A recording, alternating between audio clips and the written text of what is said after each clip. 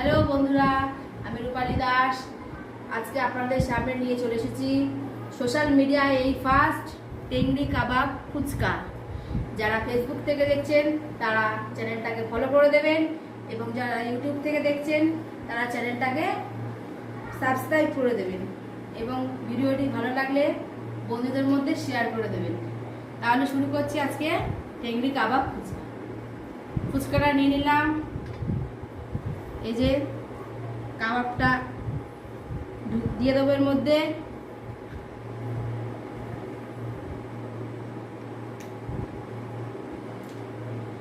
যে পুদিনা পাতা আর ধনে পাতার চাটনিটা দিয়ে দিলাম।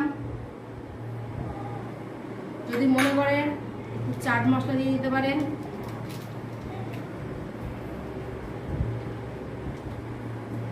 রেডি টেংরি কাবাব ফুচকা। খেয়ে দেখাবো কেমন লাগে।